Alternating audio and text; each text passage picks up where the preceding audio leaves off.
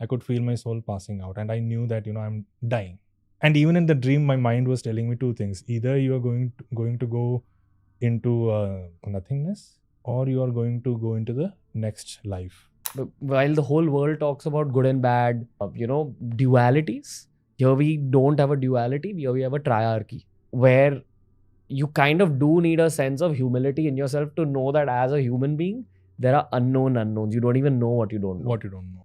So my dadi is very, you can say, superstitious because she's from that older generation. When I started writing these stories and I told her, look, this is a story you told me when I was a kid, something, and she was like, no, hurry, don't write all these things. Because when you write about a yakshi, you will actually secretly invoke her and she will cling on to you. So again, it's a concept. We're all misappropriating a lot of things. So Chudail, Yakshi. So Yakshinis become Yakshis, which are equivalent of Chudails. And Chudail, how do we use a Chudail? Like a gali, like a cuss word. If you have someone, a relative whom you don't like, if she's a woman, the mother-in-law will call her a Chudail, and vice versa. Everybody loves a fantastic horror-themed episode of the Ranveer Show. That's what we have for you today. Horror episodes of TRS are often highly requested, highly discussed by the audience because they are mind-bending. K. Kumar is a horror author. He's also an established writer. In this episode, I've tried to extract all the paranormal experiences from his life. What led him to becoming a horror writer? I feel anyone who creates horror content has had a past in either thinking about or dealing with the paranormal in some capacity. We brought up Kantara, we brought up possession, we brought up ghosts on this particular episode. And if you're someone who enjoys these horror episodes of TRS, make sure you follow the Ranveer Show on Spotify. We're Spotify exclusive. Every episode of the Ranveer Show is available 48 hours before it's available anywhere else in the world. Before I let you slip into this episode, as with any of our paranormal themed episodes, I want to mention that my intention is not to add darkness to your life or add negativity to your life, but my intention is to spread knowledge about these concepts so that we can move towards the light. Learn more about the darkness so you can move towards the light. Whenever we've had a discussion about the paranormal, the guest has always spoken about how meditation, prayer, faith, these are elements that help counter the effects of the paranormal. I don't know how true that is, but what I do know is that meditation has helped me in countless tangible and intangible ways. Everything that I know about meditation now exists in our health app, Level Supermind. So whether you're a beginner, an intermediate, or an advanced level practitioner of meditation, I promise you, you will enjoy Level. Give it a try. Download it. You'll earn yourself a 1-week free trial if you download it from the link given down below. And for now, I will let you slip into this paranormal special of the Ranveer Show.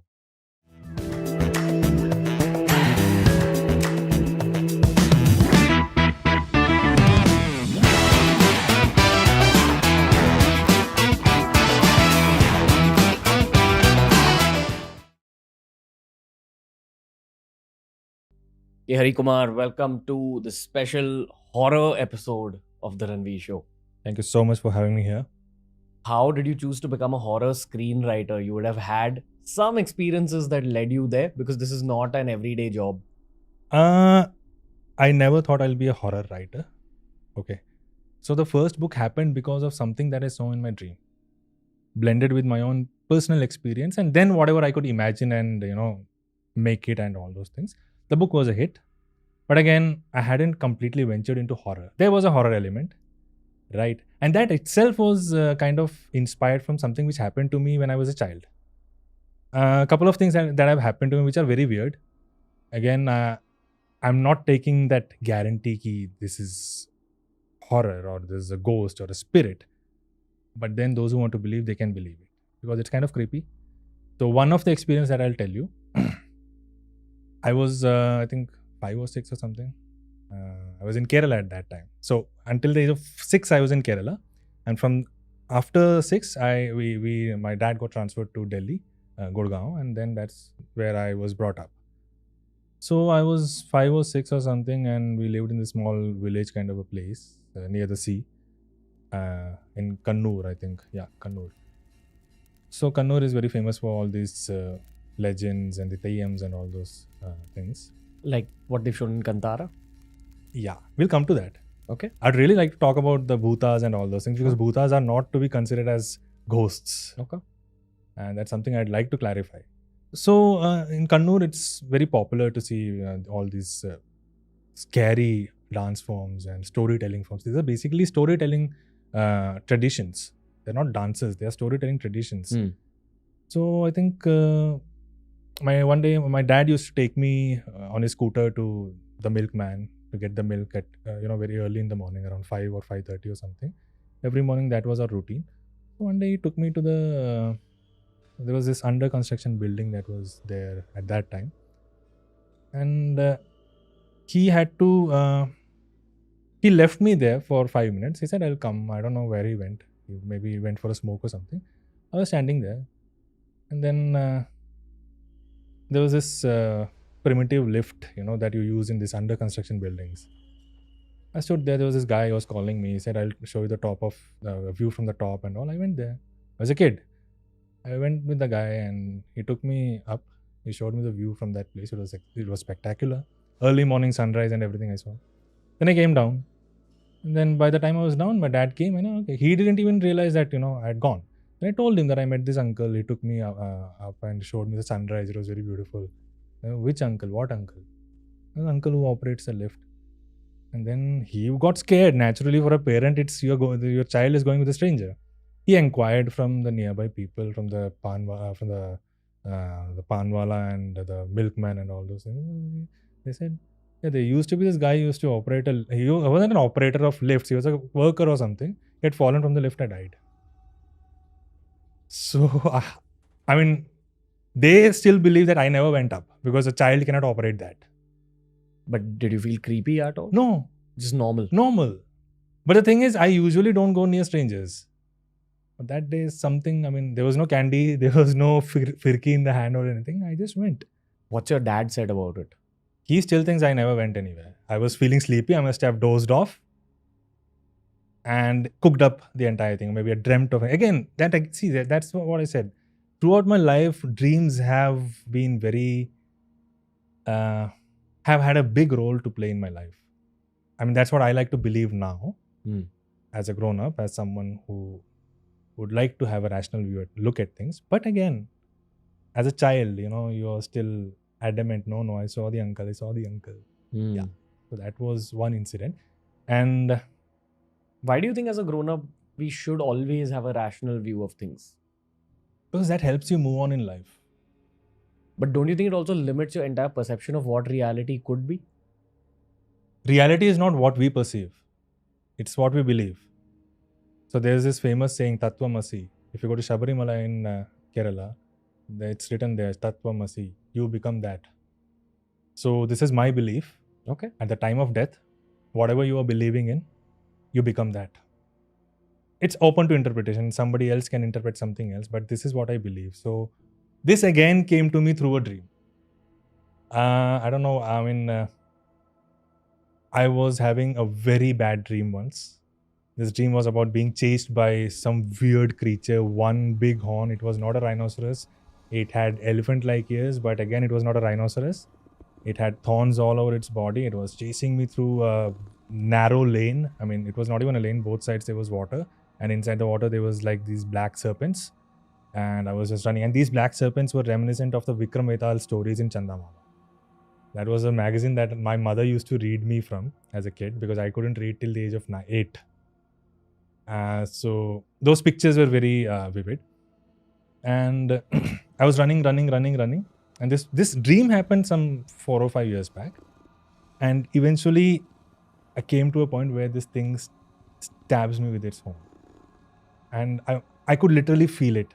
I could feel my heart, heartbeat going up. It was like you are in the dream and that's the reality, right? And then the moment it pierced through my bones, I could feel my soul passing out, and I knew that I'm dying. And I was afraid what's going to happen next. And even in the dream, my mind was telling me 2 things: either you are going to go into nothingness, or you are going to go into the next life. And you won't believe what happened next. I opened my eyes. So from that day onwards, I've started believing in the possibility that we are perhaps living in a dream, and at the time of death or after death, you're going to wake up in another life because you're part of somebody else's dream. Yeah. Which is a possibility. It could be, because that is what happened in that dream. And since then, I've been because that dream was so convincingly realistic for me that I have started believing that this is very much a possibility. The moment this life ends, you're going to wake up in another shell or another person or another jiva. Or your real form. A real form, but what after that? What about the form beyond that form? Because that form is also going to wake up someday, right? Or die someday. How old are you, bro? I'm 32. Okay. Plus one. Okay. We're almost the same age. 93 born. Okay. So, 89. I feel our whole bracket of human beings, and a lot of them are listeners of this show, Right. are trying to figure these same questions, because they say that once you get out of your 20s or once you're about to exit your 20s, you become much more existential because your quarter life crisis has hit Exactly. you, Yeah. etc. And everyone by default turns to either spirituality and spiritual thought, which encapsulates all these Eckhart Tolle books, all these Western philosophers, as well as Indian philosophers. Indian philosophers. Or you turn to religion, your own religion. If you're Muslim, you turn to Islam, Christians turn to Christianity, Hindus turn to Hinduism, etc. etc. Through this show, I've tried figuring the same existential questions, often by asking the dark stuff. Okay. We had a tantric recently on the show, and he was very eloquent. His name was Rajashi Nandi. I asked him all sorts of questions, and I've asked these same questions to countless people before him, and everyone's given their versions of their answers. This guy gave very sharp, precise answers. Like, I felt like it was the first time I was talking to someone who truly knew Right. the dark arts. Okay, and he knew it with so much detail and width that I actually would like to believe the kind of things he said. So again, he said that the goal of life is, I mean, I'm comparing it to a video game, but you know, in video games, how you collect coins, in the same way, you're supposed to collect like good karma. Okay. Now, good karma definitely happens when you are kind, when you're a pure person, when you're honest. There are quicker ways to collect good karma. And those quicker ways are all these spiritual practices, which in Islam is deeper namaz, in Christianity would be deeper prayers. And in Hinduism, it's deeper meditations, deeper sadhanas, as they call it, which are disciplines. And if you collect a lot of it, you progress down that karmic path, or I'd rather say up that karmic path, up to a certain point where you cross a threshold. And after that threshold is where you've kind of got nirvana or moksha, or in Tantra, they say the deity comes and joins you entirely. Yeah.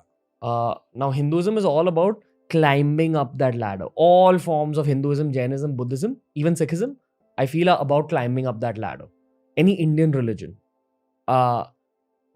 Hinduism parallelly also says that you can choose your method to climb. So you can like walk up the ladder, you can run up the ladder, or you can sprint up the ladder. And the sprinting happens through things like Tantra.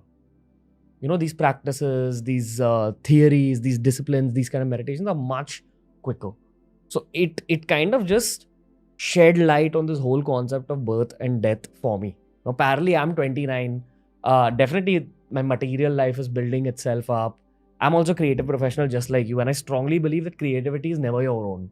It's given to you. And you pull it out of like a higher realm. Right. Do you believe that? Brings the thought of muses in my head. Okay. Muses, they keep, working all around. Right. You can see it. You can see them. You cannot see them. But they keep throwing these ideas, Yeah. And if you're able to grasp it, and even if you're able to grasp it, if you're able to produce or procreate whatever that you're doing through your art form, then you're using it. Yeah, I believe some creativity is your own.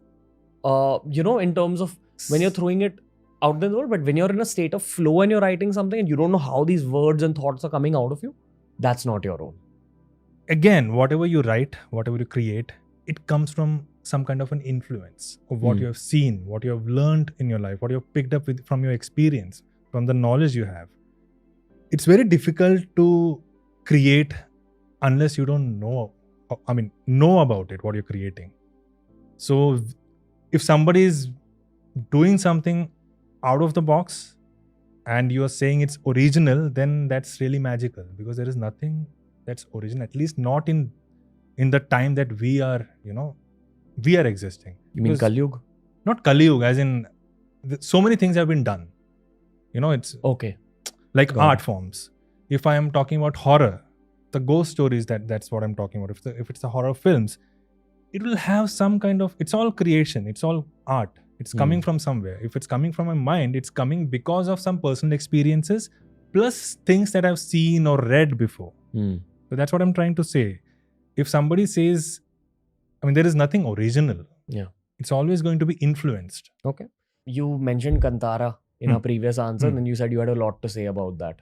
And we had a guest yesterday as well, an archaeologist from Goa. Okay. And she says that even she's seen things like that in her village. And, it was a very deep experience that they've shown in the movie. And this is present all over the western coastal line, where deities possess people and then become messengers from higher realms.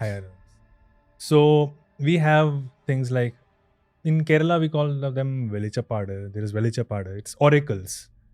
Same logic. Same logic. You've got Teyyams, you've got Bhutas. So Kantara basically it's based on Bhuta Kola. And the Bhuta is not ghosts. The moment I say Bhuta Kola somewhere, people suddenly relate it with ghosts. Oh, are these ghosts? Are these demons? No, they are not.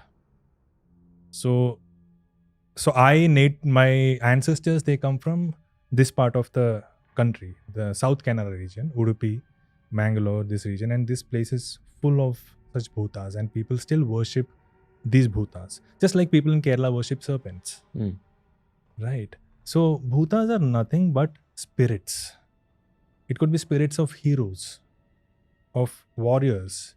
It could be an animal like Panjurli Bhuta. Panjurli Bhuta is so in olden times, farmers used to, their crops were destroyed by boars, wild pigs. What do you call, you call them Varaha. That's the avatar of Vishnu. That's the wild boar with the horn and all. They would come and destroy these crops. And these poor farmers, they had no other option but to start praying to a deity, which is like a king of these boars. So that's how they started praying and giving, offering things and all those things to protect them from these boars, so that these boars won't come and destroy the crops. That's how this concept of Panjurli Bhuta was born. Again, this is something that somebody has said. We don't know how it originated. But Panjurli Bhuta is what you see in Kantara. And people there worship that. And the spirit is said to come inside the body of this medium. That person is a medium who's going to dance. The Kola is dance. Bhuta is the spirit. It's not a ghost. It's this forest spirit. It could be the spirit of a warrior. So there are other Bhutas. Like there's a Bhuta called Satya Bhuta. Satya Devata, not Satya Bhuta. And we as South Canara people, we kind of give a lot of respect. We won't even, I won't take the name of a Bhuta wearing a slipper. That's the kind of respect people from that region give. So there is Satya Devata. Satya Devata, it's like the name suggests, it's a god, it's a spirit of truth. But often people forget to worship these bhutas or deities. And Satya Devata, what Satya Devata does is, suddenly, out of the blue, when everything is happening, in the family, everything is all right, perfect, someone will lose some kind of an ornament. And you'll try to find it everywhere, you won't find it. And that moment, somebody will say, like a grandmother or, the older generation people, they would remind you, you forgot Satya Devata. Go and, light a lamp for Satya Devata, do a namaskara and come. And the moment you do it, you'll find the jewelry maybe in the pocket or beside the bedside. And people say, they claim that they had searched it there before worshipping, Satya Devata, but they couldn't find it. And suddenly it's there after just one simple namaskar, and it's there. So these are the beliefs that those people have. Those people means we also have that. I was brought up in the city away from all this. So for me, it's very difficult to take that leap of faith. But I still believe in all those things. I still get goosebumps when I listen to stories. Because the city also has a way of like making us slightly more westernized almost. Westernized. And see, the bhuta that I'm talking about, these happen in Hallis. Hallis is basically a hamlet. In Kannada, Halli is a hamlet, a small village. And like my wife's ancestral home is in a Halli. My wife comes from Tulunadu, Udupi. So we are from Kerala. I mean, my wife is from South Canara, proper South Canara. And her house is in the middle of a Halli. And that was my first experience of a typical Indian isolated ghostly kind of a place. Because Kerala, there are no villages. The concept of village is gone in Kerala. It's almost modernized. They're like little towns, right? Everybody is educated, life is fast moving and everything. But in Karnataka, in this particular Halli, life is very sluggish. It's very slow. People still believe in all those old rituals and myths and beliefs. Have you ever seen a possession? I've seen Bhutakola. I've seen these dances where they dance to, they get possessed and they start dancing, and then they tell future or they recollect things from the past. Like I remember there was some dispute that was happening, some property dispute, and then there was this oracle was called in, and the oracle consumed some thing and then started doing all this vibrating and shivering, and then they started dancing, and suddenly there was this goddess inside that oracle, and he started saying, your dad was the one who stole that document, and he has kept it from this other son, so that is why he is not able to get the property, so you don't have the right on his property. And then they searched and they got that document, and his father had passed away long time ago. You saw this with your own eyes? Yeah, I was there. How does it I feel? didn't see whether they got the document or not, but I've seen this possession thing happening. And later on, then they say they told me that this is what happened. Afterwards, they went home, they kept searching, and it took like 7 or 8 days, and they finally found the document or something like that. Was there an energy around the oracle? That's what we would like to believe. See, again, that comes from the concept that there is energy within us, which is what I said, that Atman, Jivatman, the prana. It's prana which goes inside the Jivatman. Jivatman is the Atma in layman's term, the soul. Prana is the breath which is keeping us alive. So that's energy. So there should be energy all around us which we cannot perceive right now. And that's where you go to the concept of pretas, you go towards bhutas. All those things we cannot perceive with our sense organs. Yeah. That's why you need an extrasensory perception or something like that to understand. Yeah. How do you explain things like that? Where an oracle comes in, gets possessed, and then tells you the accurate truth, and the truth is validated by reality. So, have you heard of Narendra Dabholkar? No. He was a rationalist who tried to disprove everything that was supernatural or paranormal, so, all these beliefs and myths. So he came up with the explanation that whatever is happening to that oracle or to these dance forms or whatever it is, or even a tantric, it's a dissociation. As in, those people have gone crazy. Not crazy. See, crazy will be a very bad allegation. They're dissociated from their bodies, from their self, and they're taking up another personality. And so it could be the personality of a dadi who must have lived long time back. So they must have heard or seen them in their childhood, and now they are becoming that person based on what they know. It's all there in your head. It's in the deeper areas of your brains, and you are just becoming that, but you are not aware. So that's what he's a rationalist, so that's his explanation. And someone who believes in psychic mediums and tantra would claim that that person has been possessed by the ghost of the grandmother who died or whatever. Or a deity. And someone who's somewhere in between would like to believe, someone who's educated, like physics or engineering kind of a background, he would like to believe that it is energy. Because, when see, the body, if it's alive, it has an energy, right? And the moment you die, there's something that's leaving your body. So if it's energy, even this Atma, if it's an energy, it's out there And according to our traditions, for the next 12 days after death, that energy is around you as an Atma, as a Pret Atma. Newton's third law. Sorry, Newton's Thermodynamics. Thermodynamics. I'm so sorry. That's energy cannot be destroyed and all those things. See, again, that's what I said. Physics, engineering, we are educated that way. So we are kind of being rooted to think that way. So to prove this exists, all of us, or at least a branch of scientists, need to sit down with the tantrics and get proper devices and proper controlled experiments. But it's going to take a long time because our science is not that developed, our intellect is not that developed to prove its existence, at least not till now. Yeah. But if you still want to believe that something else can also exist, but it's not proved till now, then keep an open mind. Yeah. A friend of mine brought up a very interesting ancient Indian concept, okay? So India and all its ancient religions talk about these three things. They talk about Gyat, which is the known knowns, Agyat, which is the known unknowns, and Aghe, which is the unknown unknowns. Okay. And that's a new one. Yeah. But while the whole world talks about good and bad, dualities, here we don't have a duality, here we have a triarchy. Where you kind of do need a sense of humility in yourself to know that as a human being, there are unknown unknowns. You don't even know what you don't know. And that thought of Aghe has been reinstated in my head through the podcast and through the people I meet. Because I get to meet special forces, armed forces personnel. I get to meet tantrics. I get to meet scientists.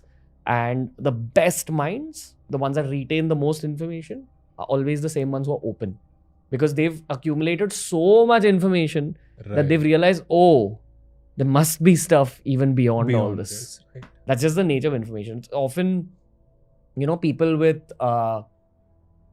not that much experience, not that much true knowledge, who immediately say, no, this doesn't exist. And unless there's evidence around it, I'm not going to believe it. Okay, don't believe in it, but you're also limiting your own possibility. And it is a sign of human arrogance. It's like saying that we are the only species in the entire universe. We are the only planet in the entire universe.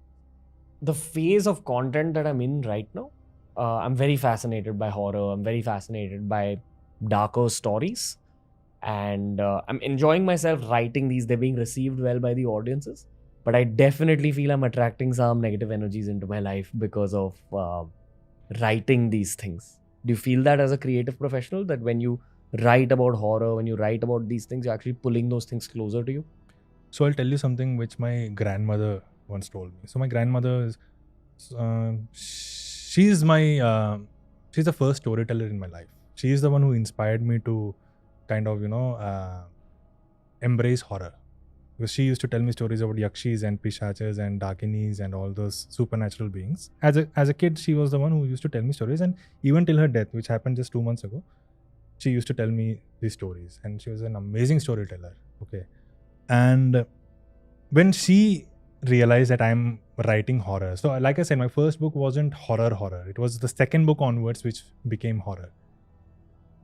My grandmother started telling me, even in India's Most Haunted, the first story is a reinterpretation of a story that my dadi told me about a yakshi that lived in our village, or in that vicinity. What is a yakshi? Yakshi is a supernatural being. So yakshi is a corrupted form of yakshini. So yakshini, hakini, sakini, they're all forms of goddesses. Like an evil goddess? No. See, that's where our entire culture is being thrown into all these wrong... they're getting these wrong ideas. They're not evil forces. They're fierce. They are forces of the Devi. So if you're worshipping Devi, then it's a positive aspect. If you are afraid of the Devi, then they are all negative aspects. So see, this is something that a philosopher or a preacher would be able to tell you. But basically, they're like yogini, you've got dakini, sakini, hakini, and you've got yakshini. So yakshinis, they are celestial beings. They grant wishes. If you worship them, there are 36 types of yakshinis. They grant you all these wishes, and there are rajas, tamas, and sattvic yakshinis. So the different types of yakshinis, and for the kind of fulfillment you want, you approach that particular yakshini. So the corrupted form is a yakshi. So in Kerala, if you say yakshi, it's a very negative being. Why corrupted and how corrupted? Corrupted by popular culture from the past. Pop culture is not just what's happening now. In the 80s, the pop culture was something else. Right? So back in the time, like when women were exploited sexually, where women didn't have the power, where the society was driven by men, and women were shackled. The moment the husband passes away, the woman has no right over anything. She's thrown to in a corner of the house. During those times, when many women were exploited, and some of them were even killed when they threatened to tell the world what they've been through. So, in order to demonify such women or women who took the liberty to, open up, they were demonized as yakshis. They were killed. It's like witch hunt. It's like clipping the wings of someone who's trying to, come out. So a lot of women were wronged. Many women got pregnant, outside their marriage or, from somebody else. And then these women were killed.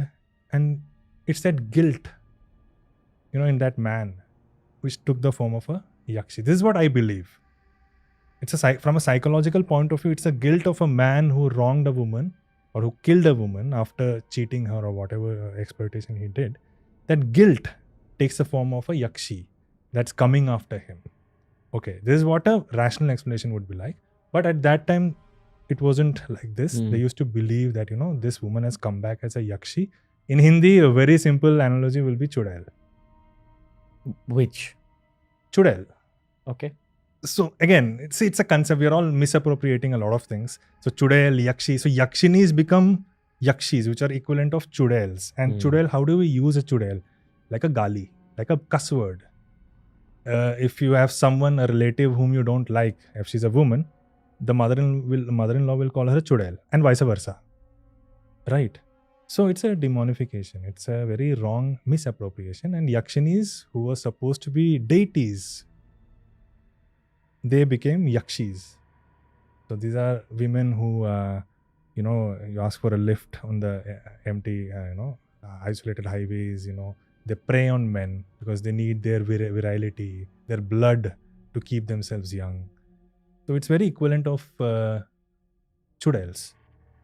But actual yakshis, they are something else. So my dadi, coming back to the question that you asked, so my dadi is very, you can say superstitious because she's from that older generation. When I started writing these stories and I told her, look, this is a story you told me when I was a kid. This is now published. And a lot of people have loved the story. There's been some PhD research on Indian Gothic literature, and this particular story was taken up by these professors. And I showed all these things to her. This was last year or something. And she was like, no, Hari, don't write all these things. Because when you write about a yakshi, you will actually secretly invoke her and she will cling on to you. Yeah. Goosebumps. I'm getting goosebumps. Yeah, dude, same. And trust me, you feel that when you're writing about a yakshi. And right now I'm writing about a dakini. So, but I am not writing wrong about her. That's the difference. Because when my dadi tells me a story of a yakshi, it's about a yakshi who is bad. Because it's coming from that male point of view. Anybody can disagree with me. I'm okay with that. Because this is what I strongly believe. It was a society where the narrative was male driven. So the yakshis, females, they were bad.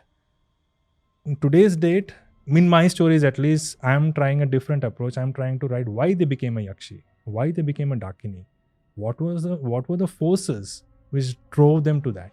So I believe that even if I'm writing about a yakshi and there's an energy of the yakshi around me, I don't think I'm in danger. Not in danger. I'm not irritating her, or I'm not making her angry, because I'm trying to write what might have been right. And I'm sure that most of the yakshis, if they exist, they were most of them, they were wronged by men or by the society at that time. Mm. And I strongly believe that, because even in today's date, there are villages, there are places in entire world, there are places where women are killed because they are suspected of being witches or dakinis or yakshis. It's happening even to this date, and you can even just make a Google search. You will find a lot of news reports All over the world. all over the world. Let's just confine ourselves to India. You will find plenty of news items, especially in these remote villages, because there is no education, and they don't want to let they're just oppressing a particular gender. So anyway, what's the scariest experience of your life? Okay, this might sound very funny. Again, there were some dreams involved in this. This is not a ghostly experience. That will come to later. Okay. This is an experience which kind of made me, shit my pants. Not literally, but It's okay, even if it's Yeah. literal, dude. but that is the only metaphor I could come up with right now. Even thinking about it makes me sweat. So, like I said, throughout my life, dreams have played a very important role. So I kept getting these. So when I was a child, I had once fallen into a small tank of water. So that was a very. I don't remember exactly what happened. I was 3 or 4 years old. I just remember falling and falling backwards, and then the smell that when water touches your lungs, there's a smell that comes. I remember that. That's all. Okay, but I was saved. Nothing happened. And when I was working in Gurgaon as an engineer, IT professional, I had to take elevators. So elevators, I used to take elevators at that time. I had no issues with that.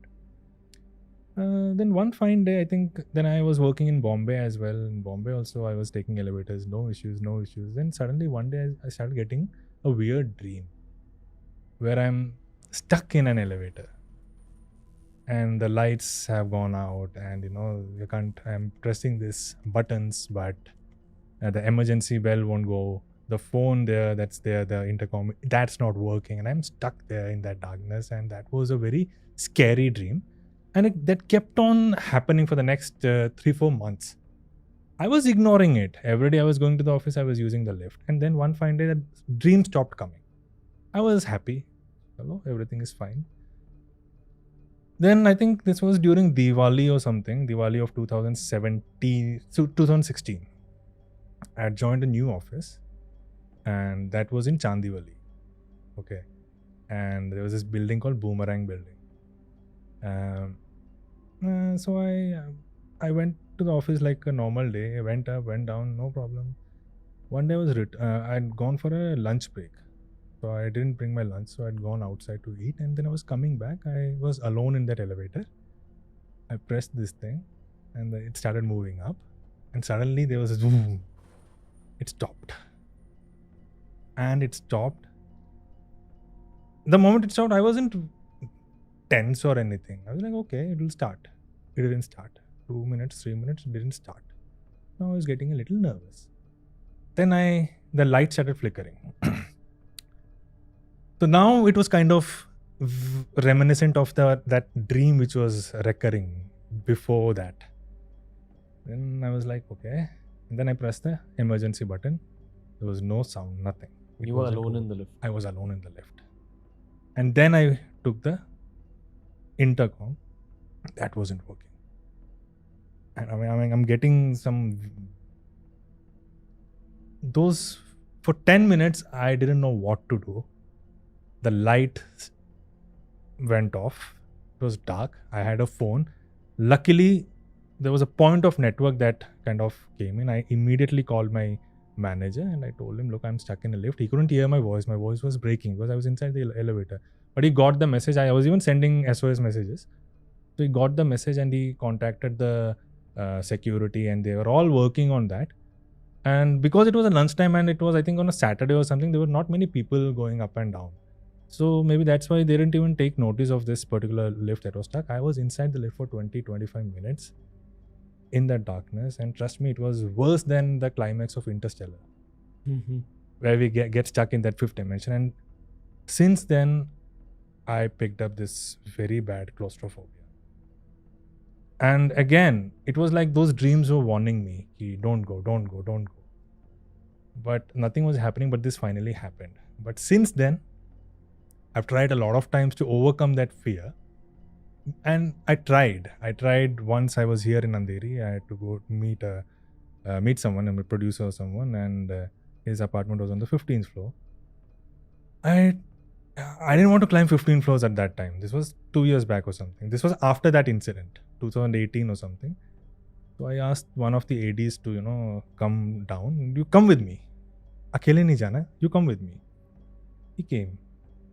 And we were going up. He said, what happened? No, I was once stuck in a lift, so I can't take this anymore. So he was there, and suddenly on the 13th floor, it stopped. 13th or 12th. I mean, for effect, you can put 13. Mhm. But I was stuck there. But this was like for 4 or 5 minutes. But again, the same bad feeling started cropping, and I was literally shivering, and I was perspiring, I was palpitating, and this idiot who was with me, he was jumping in that. He was trying to open the door. And he did. He opened it. Wow. That's how he came out. After that, the next 2-3 times I visited that guy's office, I climbed the stairs. You're molding reality, dude. And that's what's happened. And every time, and even recently, this is as recent as 2021 February, we were in a hospital, and my wife had to, there was some complications there, so we had to go to the maternity ward. It was on the 8th floor. And since my wife was in a very bad condition, I decided to go with her so that she doesn't take stairs. Because otherwise, I always take stairs. Even in my apartment, which is on 7th floor, every day I take stairs. So here, so that she doesn't take any stress, I decided to go in the lift. That's the sacrifice you make for your loved ones. And she was in her own tension and stress. On 3rd floor, the lift stopped. And there was this nurse behind me. She said, "Phas gaye." And that's when I realized, oh God, I'm stuck. But luckily that lift opened in like 1 or 2 minutes, and I just ran out, and I never took the lift again. Every day I was going up and down on the staircase. Even now, today, here also I took the stairs. But that's something which has stayed on with me. This is not horror, but every time I decide to take a lift, that lift breaks down. Like in my apartment itself, every time, my wife or somebody, she counsels me and go. And okay, aaj main lunga lift. But then that day itself, somebody will go and get stuck in that lift.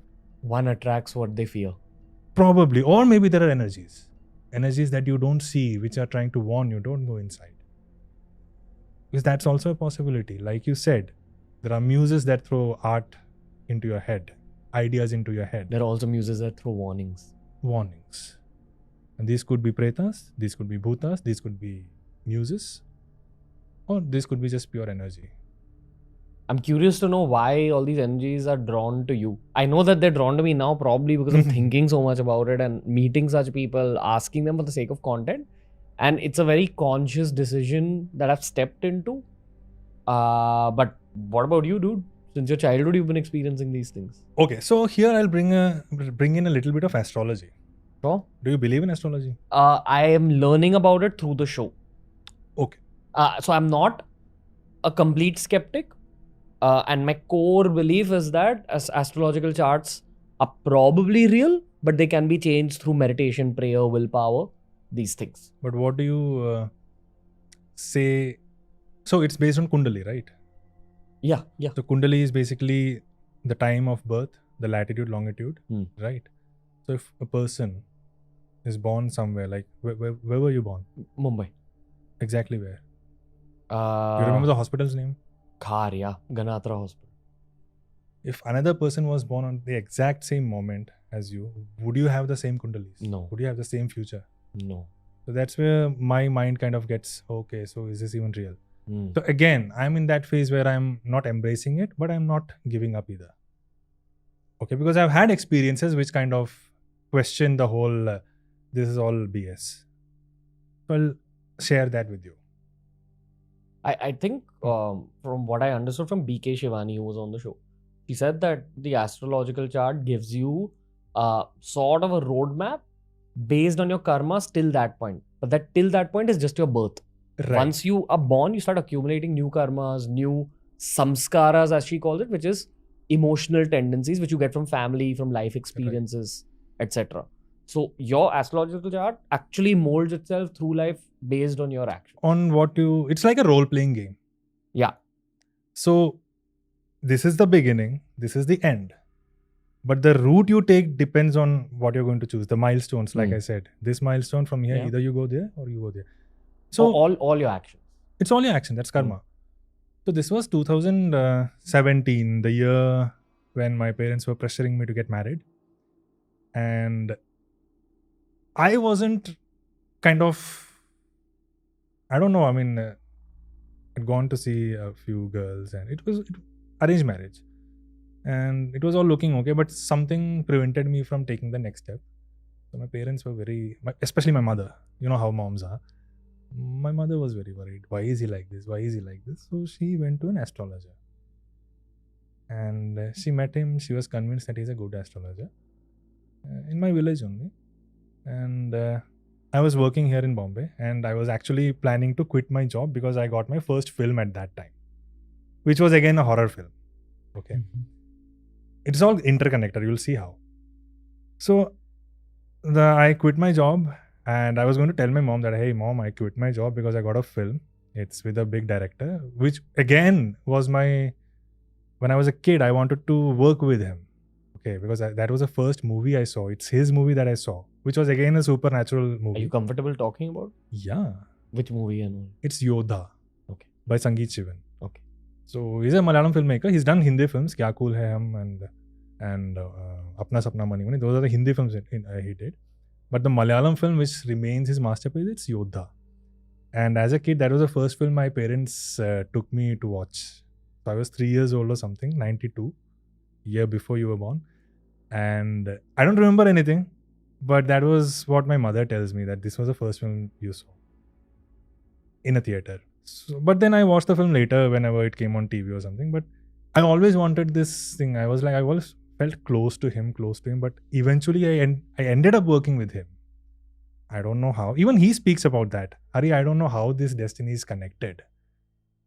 There was no way that I would have worked with him, but it happened. Even my Hindi debut was with him, Brahm. That was also directed by him. So, anyway, coming back to this astrology thing.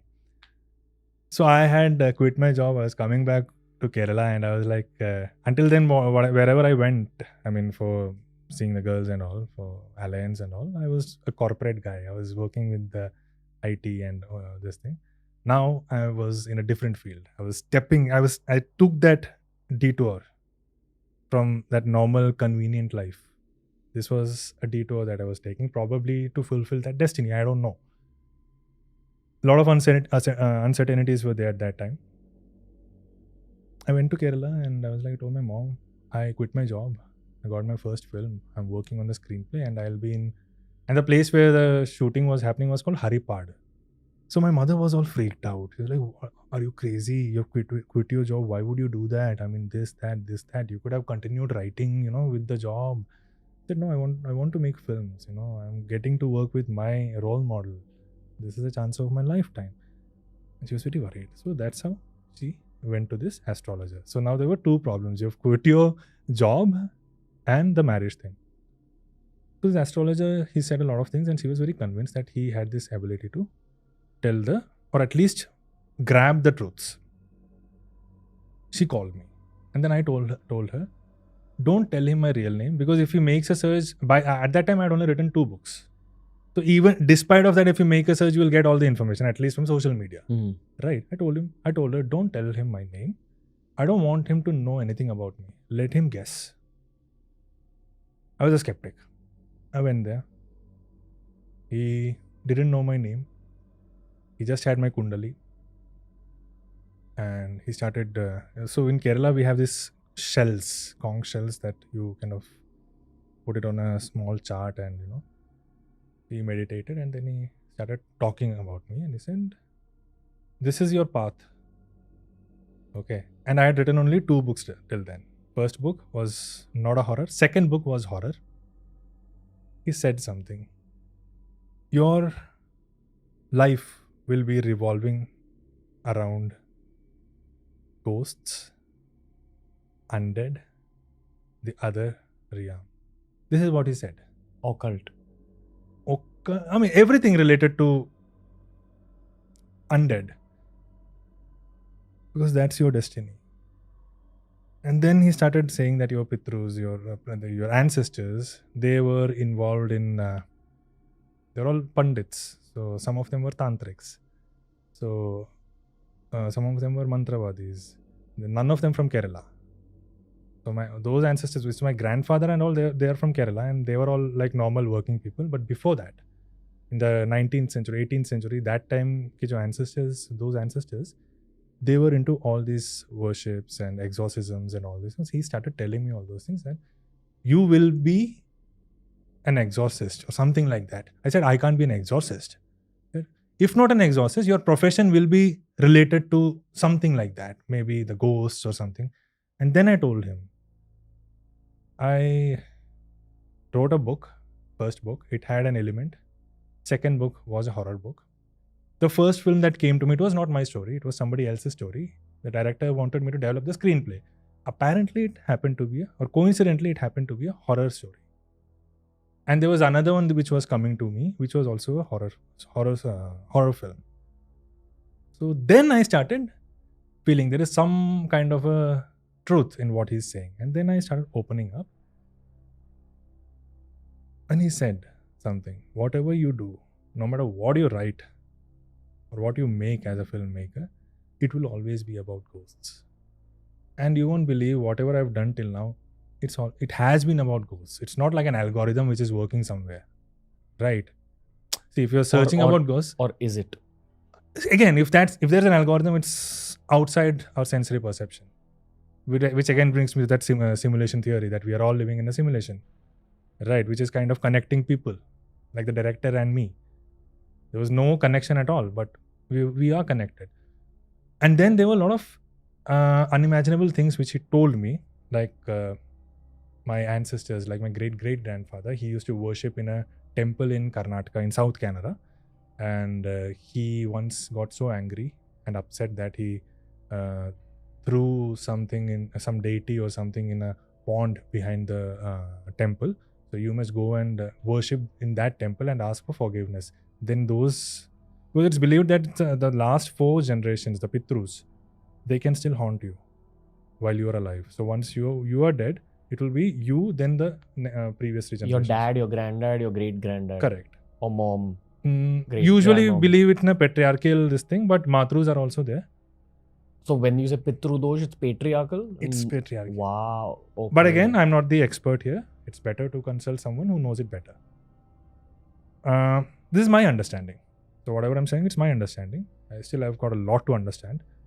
So he told me all these things. So your great-great-grandfather did something. You have to go back. I started doing a research. We don't use surnames in Kerala, right? It's K. Hari Kumar. We use our father's initials, so that this caste system is out of question, right? But then the patriarchy is there because K is my father's name. Anyway, I found out that my family name, so we come from a community of Shivalli Brahmins. Shivalli Brahmins were Brahmins who migrated from northern India to Karnataka like thousands of years ago. So it was a family of 500 people who resided there, and each family had a house, and this house name is associated and it's carried on from there. So I tried to ask my uncles and uncles' grandfathers, whoever was alive and very old enough to know all these details. So they told me that your name is Sittilaya. Sittilaya means niche ke ghar wala. So it's like hill ke niche agar koi ghar hai to Sittilaya. Okay, fine, I'll look for Sittilayas. I started Googling around everywhere and finally found one guy on Facebook with the last name Sittilaya. And I tried contacting him and everything, and he looked very much like one of my chachas. So there was some genetic connection for sure. And then again I started asking, finally found out that there was a temple in Surathkal. Surathkal is in between Mangalore and Udupi, and it's a Shiva temple. And this is exactly what that astrologer told me. He didn't say Shiva temple or something. He said there's a temple on the top of a hill, and behind that temple, there's a pond where this idol could be lying, so you just have to ask for forgiveness. And after finding out everything, I went there. So there was this Shiva temple on top of a hill, and Shiva is not the deity that we were worshipping. We were Vaishnavites, so it was very strange. But then again, I went there. I went inside, and the Pandit was doing some mantras and all, so I couldn't talk to him. But I just worshipped and then went to the backside because I wanted to see if there's a pond. And when I looked on the backside, there was nothing. There was just a field and just one small tank kind of a structure where people are taking water and all. But this was all. There's nothing here. There's no pond. So then I came back. Then by that time the priest was free. So my parents were also there. My father started talking to the priest, and it turned out that he was related to my father. The priest. The priest. His father's father was my grandfather's cousin's cousin or something like that. So there was a Patriarchal connection. And here we started asking, and so he had heard the story that my great grandfather used to be a priest there, and he had some anger issues and all those things. And one day he got so angry that he threw some keys or something. We don't know whether it's in pond or anything, but he threw the keys and he left that place, and then he left for Kerala. Then after that, nobody heard from him for a long time. This was validated. This much. Now came the question of the pond. Where is the pond? So the pond used to be there, but then we covered up. Now there's a small tank out there instead of the pond. So now, again, it could be coincidence. How can an astrologer sitting there talk about this? Maybe he has heard about this story from his ancestors. Back in the day, the communities were very small. Maybe he must have heard it from his grandfather that there is a guy who migrated from Surathkal to here and he's settled here. Maybe that's how he got the story, and because he made some connection that, I'm also from that place. So it could be the same lineage. So that could be the rational explanation. But otherwise, it's very, very coincident. And I prayed there. And this astrologer also told me one more thing, that the question my mother was asking was, why is he not getting married? Okay, and he has quit his job. Iski to mati bhrasht ho gayi hai. That kind of a mood. That was a mood she was in. And he said, no, you go there, you worship there, everything will be fine, and you will find he'll find his wife in that stretch of land. And my wife is literally 15 kilometers from her ancestral place. The house that I told you earlier about, that house is like 15-16 kilometers from there. And there was no way that we were going to marry someone from Karnataka. We were all looking for girls from Kerala. And that happened through Shadi.com, branding here. But algorithms, I don't know. Yeah, Anupam Mittal, yeah. So a lot of things are there which cannot be explained. Like all these things about your family lineage and, your charts, etc. It's pointing in a direction. It is, and I really want to learn about that. I have relatives who are into exorcism and all those things. Not exorcism, but at least in that Tantra and all. But again, your daily life, where you're fighting to earn your living, it doesn't permit you to go into that particular line. Yeah. But if I get a chance, I would definitely want to know. You should watch our podcast with Rajeshi Nandi. And I'm not just trying to brand TRS. No, I will. I am, but I'm also just reeling. If I met you at a party, I would tell you the same thing. Right. Because I think I had a lot of questions in my head when I began the podcast. And only he sorted it after 400 episodes. Oh, right. So he answered so many of my questions, and only 1 out of 5 episodes is released. Every episode gets progressively heavier and darker. But it also answered a lot of my questions, and it made me think that, there is this other whole path of Indian culture, which is very technical. You can't go down that path yourself. You need a guru. And the one thing I've learned about gurus through spirituality is that when the student is ready, the teacher appears. So you don't even go out looking for it. But if you have that will in your heart for a guru, someone will come your way who can be a potential guru. Right. So that's exactly what, in every field, that's what happens. Yeah. Whether it's spirituality, whether it's creative profession, few are destined. If you're ready. See, anybody can be destined for greatness or for the opposite side. But unless and until that person is not ready for that, that milestone won't be crossed. So I think that milestone, you need to reach that milestone where you are ready, and then you have to take that step forward. Mm. Yeah, very curious to read your books, considering the fact that you also believe in this theory that all creativity is not just your own. So these look great. Definitely gonna check these out, dude. I don't know what you've written in it. And before the start of this episode, you said that you're kind of a skeptic, or you try being a skeptic. I try to be realistic, at least right now. When I have answers, I'd be open about it. Okay.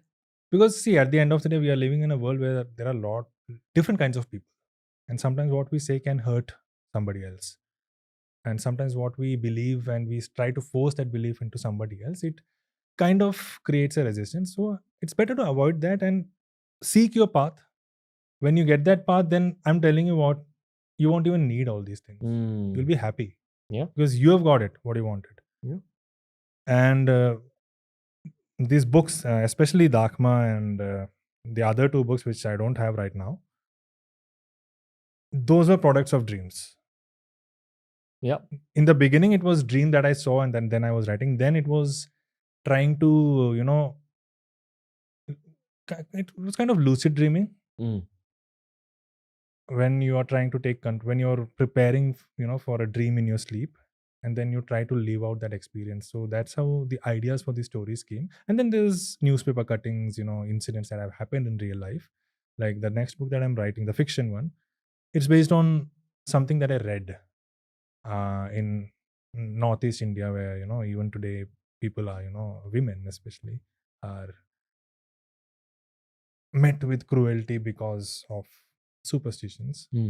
So those news articles kind of inspired me. And then one night I had a dream, and I had this weird visual of a deity. I don't know if it's a deity, I don't know what it was, but then I chose to call her a Dakini.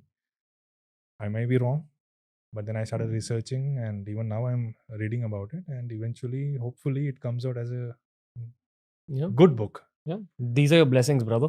We're Let's hope moving so. into the age of dark content, and people like you are going to be found out by the public. That's what I'll say. Let's hope so. Good luck with everything, Mr. Thank K. you so Hari much. Kumar. Thank Pleasure you so much, talking and to you, thanks brother. for having me here. It was an honor. Yeah, no, honor speaking to you, getting to know your story, dude. You don't have a dark aura for sure. Like, Thank you. You're a chill engineering grad, just Yeah. like myself. But just like you, I'm also going to dive a lot deeper into Please do. darkness. Yes, and there are pictures from my wife's Halli as well. Beautiful. We will be putting this up on the podcast. Thank you, brother. Thank you so much. That was the episode for today. Absolutely love creating these horror themed episodes.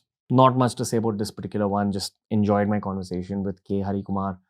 I hope you enjoyed it as well. I'd like to know from you guys who else you'd like to see on these horror specials of the Ranveer show. Please give us recommendations. I love conversations like this. All of us love conversations like this, the kind of conversations you have at night around a bonfire, but instead in the form of a podcast with slightly edited in effects. I think it adds to the whole experience of listening to such podcasts, and I know you enjoy it as well. Remember, check out our meditation app, Level Supermind. The link is given down below. And for more episodes just like this, make sure you follow the Ranveer Show on Spotify. Every episode's available on Spotify 48 hours before it's available anywhere else in the world. We'll be back with some horror on the Ranveer Show very soon.